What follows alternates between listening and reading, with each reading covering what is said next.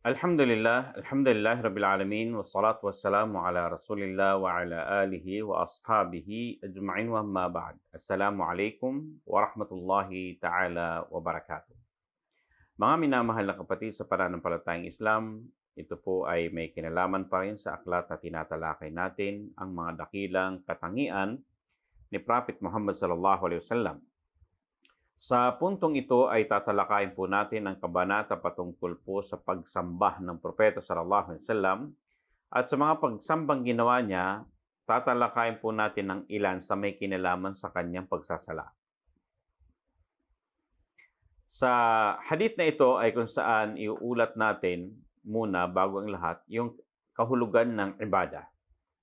Ang pagsamba ay ito ay isang salita na ginagamit bilang pangkalahatan ng mga ikinalulugod ni Allah subhanahu wa ta'ala na kung saan salita, sa puso at sa gawa. Ito man ay kung saan nakikita o hindi nakikita. Pagsamba ng salita, ibada qawliya, ibada fi'liya o ibada qalbiya. Ito man ay pagsamba sa magitan ng puso, yung pagmamahal, pagkatakot, pagkalungkot. Yan ay mga nararamdaman ng puso. At yan ay hindi nakikita dahil nararamdaman lang yan. Okay?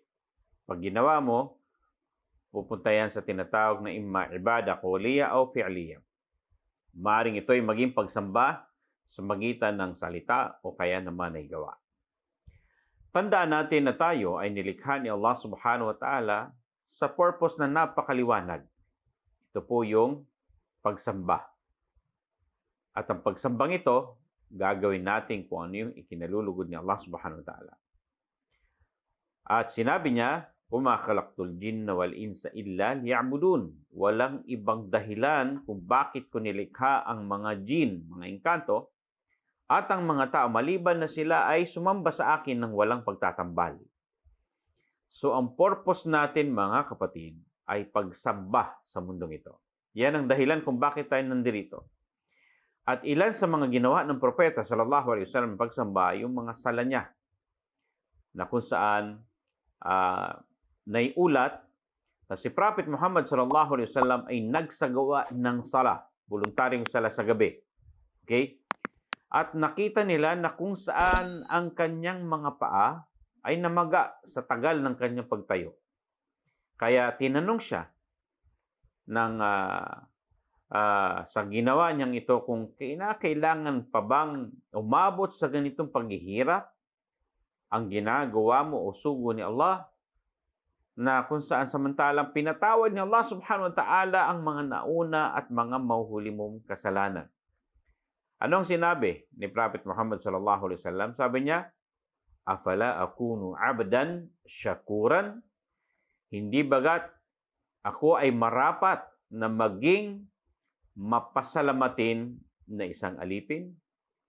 Yun ang tugon ni Prophet Muhammad sallallahu alaihi wasallam sa kabila ng ginagawa niya ito at ito hindi pagpaparusa sa kanyang sarili kung hindi na susumpungan niya rito yung tinatawag na kasiyahan, sarap ng ginagawa niya dito sa masya habang sinasamba niya si Allah subhanahu wa ta'ala. Kaya sinabi niya, hindi ba ako marapat na maging mapasalamating alipin kay Allah subhanahu wa ta'ala? Naikwento ni Abdullah bin Mas'ud na minsan ay kung saan sumama siya kay Prophet Muhammad sallallahu alaihi wasallam sa isang sala. At sabi ni Abdullah bin Mas'ud, muntik na akong makagawa ng hindi mabuti. Tinanong siya habang siya nagkukwento kung ano yung mabuting gagawin niya, sabi niya, sa haba at tagal ng sala ng propeta sallallahu alaihi wasallam na siya nakatayo, naisip kong umupo at unting-unting umalis at iwanan ng propeta sallallahu alaihi wasallam. Sa kanya, hindi maganda yon. Okay? Pero, sinamahan niya pa rin ang propeta sallallahu alaihi wasallam. At ito'y pag-ulat na ganong katagal ang salah ni Prophet Muhammad sallallahu alaihi wasallam. Ganon din po si Hudhaifa na inulat niya na kung saan sabi ni Hudhayfa bin al-Yaman radiyallahu ta'ala anhu na minsan ay sumama siya sa sala ni Prophet Muhammad sallallahu alaihi wasallam at binasa niya rito ang Suratul Baqarah. Okay? Napakahaba. Isang riwaya, sinunod pa niya. Binasa ng propeta ang Baqarah, din ang Ali Imran. Okay? Mahabang sura. At ang kanyang pagruko ay tagal ng kanyang pagtayo. At ang kanyang sujud ay sintagal ng kanyang habang siya'y nakatayo. Okay? So, napakatagal ng sala ni Prophet Muhammad sallallahu alaihi wasallam. Tinanong si Aisha radhiyallahu ta'ala anha patungkol sa pamamaraan ng pagsasala ng propeta sallallahu alaihi wasallam. At sinabi ni Aisha na ang propeta sallallahu alaihi wasallam ay kung saan natutulog siya sa simula ng gabi. Okay? Inorganize niya ang kanyang oras sa gabi. Yung mga unang bahagi ng gabi, natutulog siya rito. Then pagdating sa ikatlong bahagi ng gabi, gumigising siya at nagsasala. Then, bago umabot ang tinatawag na pagsikat ng bukang liwayway, okay, ay mayroong oras pa na siya ay natutulog dito. Minsan sabi ng ni Aisha, ginagampanan niya ang kung saan tungkulin niya bilang isang lalaki sa kanyang asawa. Okay? O minsan naman ay kung saan pagkatapos siya ay natutulog. Okay? At pag nagadhan, siya ay kung siya ay junub, naliligo. At kung siya ay hindi junub, nagudo. At saka siya pumupunta sa masjid upang magsagawa ng sala. Okay? Yan ang isa sa mga pamamaraan ni Prophet Muhammad sallallahu alaihi wasallam. Naiulat din ni Aisha radhiyallahu ta'ala anha na kung saan sabi niya sa isang gabi ay binasa ni Prophet Muhammad sallallahu alaihi wasallam ang isang aya ng paulit-ulit isang gabi sa kanyang sala. Inuulit-ulit niya yung sinabi ni Allah subhanahu wa ta'ala, in tu'adzibhum fa innahum ibaduk wa in taghfir lahum fa innaka antal azizul hakim. Kung parurusahan mo sila, fa innahum ibaduk, tunay na sila ay iyong mga alipin.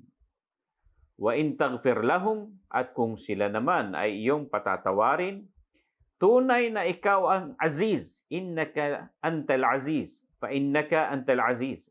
Ikaw yaong nananaig, okay? Pinakamakapangyarihan, al-hakim, na makatarungan sa kanyang mga hatol o mga may karunungan sa kanyang mga batas. Okay? Yan si Allah subhanahu wa ta'ala na sinabi niya dito sa ayang ito na paulit-ulit na binabasa ito ni Prophet Muhammad sallallahu alaihi wasallam. Kaya sinabi ng mga scholar, sunnah ng propeta, pwede na paulit-ulitin mo ang isang aya sa iyong sala.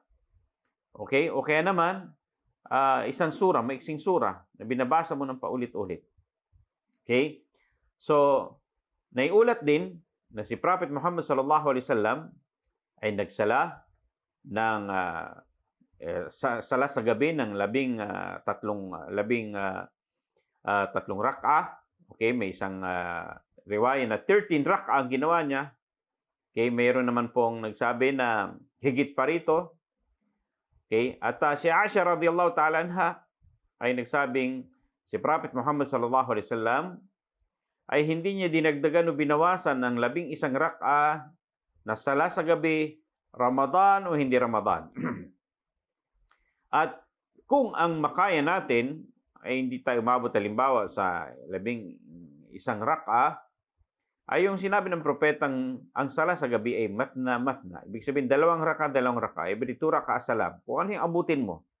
So dito, nagsabi ng mga scholar na walang itinakdang bilang. Open. Okay? Kaya kung magsasala ka ng 2 rak'ah sa gabi, walang bilang. Kung ano yung makaya mo. Ngunit ang isang ulat ni Aisha radhiyallahu ta'ala anha ay may pagdidiin na yun ang pinaka mainam. Sabi rin ng mga scholar, maging si Sheikh Albani, ay sinabi niya ito yung ideal na sala sa gabi. ang labing isang rak'a na sala na ginawa ni Prophet Muhammad sallallahu alaihi wasallam, at si Aisha ang higit na nakakaalam dahil ginagawa ito ng propeta sa kanyang bahay. Hanggang dito na lamang. Maraming salamat po. Wa akhiru da'wana alhamdulillahi rabbil alamin. Assalamualaikum warahmatullahi wabarakatuh.